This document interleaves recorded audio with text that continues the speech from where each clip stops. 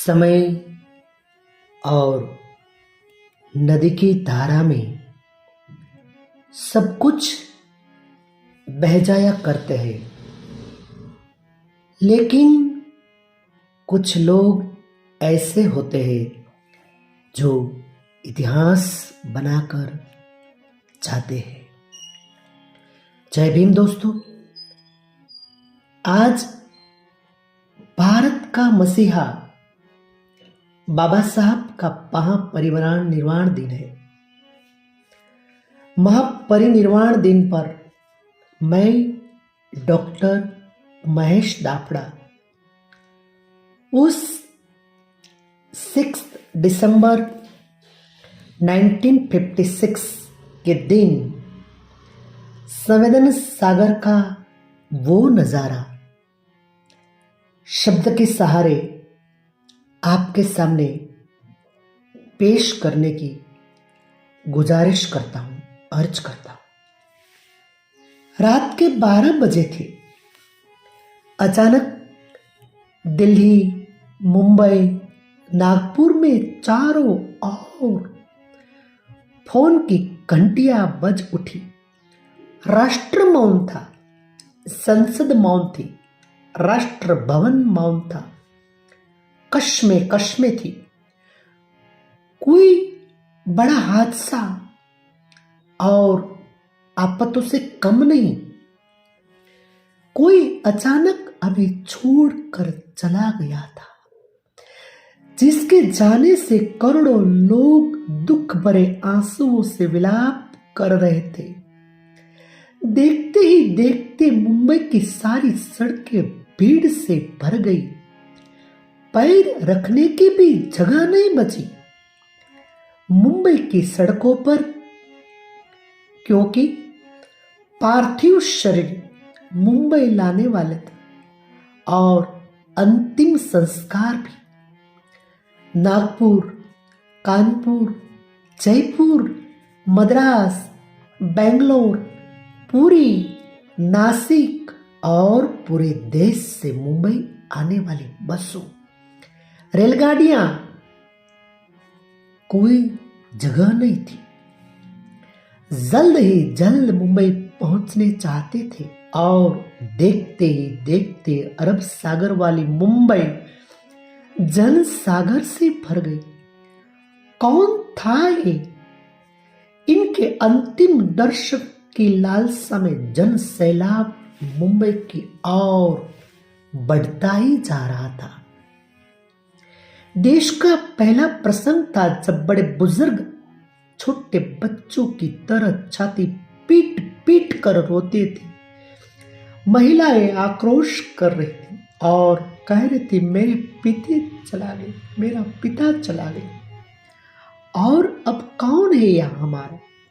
चंदन की चिता पर जब उसे रखा गया, वो लाखों दिल रुदन से जल रहे थे।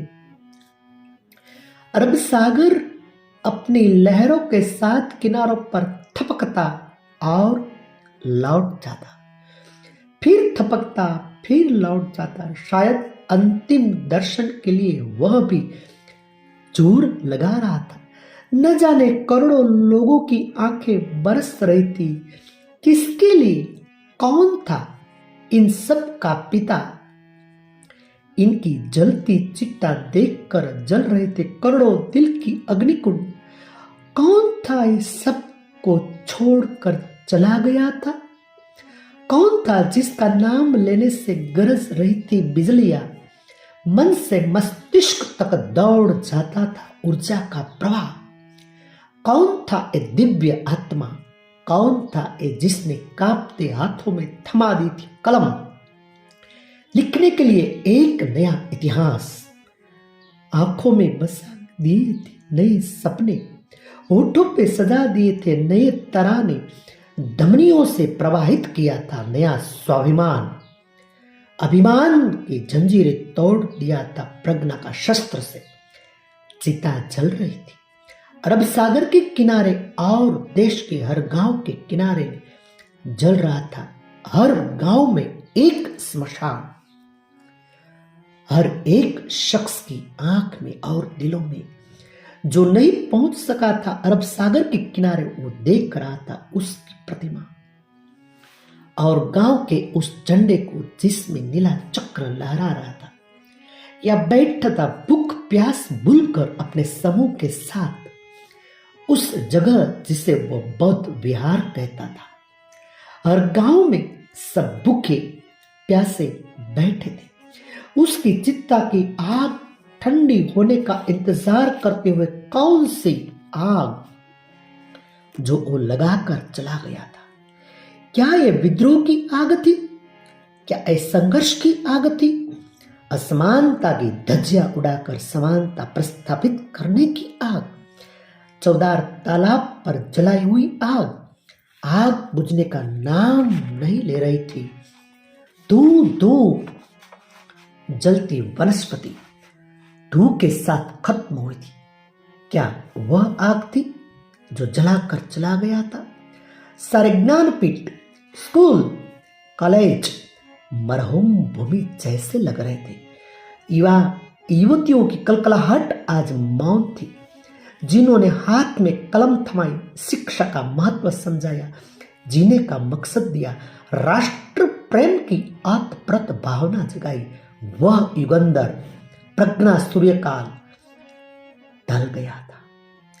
जिस प्रज्ञा तेज ने चेहरे पे रोशनी बसेरी थी, क्या वह अंधेरे में गुम हो गया था?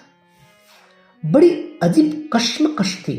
भारत का महान पत्रकार, अर्थशास्त्री, दूरदृष्टा क्या दृष्टि से ओझल हो जाएगा? सारे मिलों पर ऐसा लग रहा था जैसे हड़ताल चल रही हो।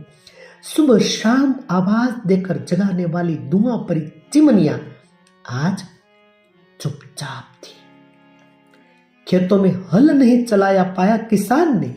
सारी कोर्ट, सारी कचहरियां सुनी हो गई, जैसे सुना हो जाता है बेटी के विदा पर बाप का आंगन।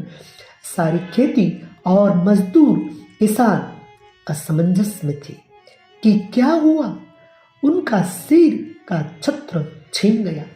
वह जो चंदन की चिता पर जल रहा है, उनसे ही तो जलाई थी जबरा मंजूर। मजदूरों का आंदोलन वही था, आधुनिक भारत का मसीहा। सारी मिलों पर खुली हड़ताल, आंदोलन अपने अधिकारों के लिए। उनकी प्रेरणा भरी तो वही थी जिसकी मजदूरों को अपना स्वतंत्र पक्ष दिया और संविधान में लिख दी वह सभी बातें जिन्होंने किसानों मजदूरों के जीवन में खुशियां बरखी थी। यही नागपुर की दिशा भूमि पर मातम बस रहा था। लोगों की चीखें सुनाई दे रही थी, बाबा चले गए, हमारा बाबा चले गए। आधुनिक भारत का वह सुपुत्र जिसने स्वतंत्र भारत में लोकतंत्र का बीजारोपण किया, जिसने भारत का संविधान रचकर भारत को लोकतांत्रिक गणराज्य में बनाया, हर नागरिक को समानता, स्वतंत्रता और न्याय का अधिकार दिया था। वो अधिकार देकर देश का मालिक बनाया था। क्या सच में वो नहीं रहे? कोई विश्वास करने को तैयार नहीं था। सब कह रहे थे अभी तो बाबा की गाड़ी रुकी थी, बाबा गाड़ी से उतरे थे सफेद पोशाक में, अभी तो बाबा ने पंचशील दी थी। 22 प्रतिज्ञाओं की गूंज अभी तो आसमान में गूंज रही है। वो शांत होने से पहले बाबा शांत नहीं हो सकते। भारत के इतिहास ने नई करवट ली थी। जन सैलाब मुंबई की सड़कों पर बह रहा था। भारतीय संस्कृति में तुच्छ कहीं नहीं नारी जिसे हिंदू कोड का सहारा बाबा ने देना चाहा और संविधान में उसके हक आरक्षित किए गए। ऐसी मां बहनें लाखों की तादाद में स्मशान भूमि पर थी। ऐसी भारतीय नारी को जिसने सम्मान दिया था, वो सभी महिलाएं आज स्मशान भूमि पर पहुंच गई थी, जो अपने आप में एक विश्व विक्रम था। भारत के युगंधर संविधान निर्माता, प्रज्ञा तेज, प्रज्ञा सूर्य, महासूर्य, कल्प पुरुष नवभारत को नवचेतना देकर चला गया था।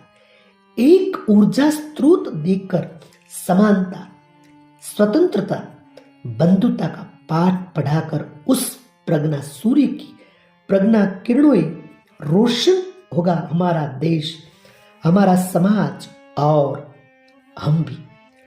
और पूरे विश्वास के साथ हम आगे बढ़ेंगे, हाथों में हाथ लिए मानवता के राह पर, जहां कभी सूर्यास्त नहीं होगा।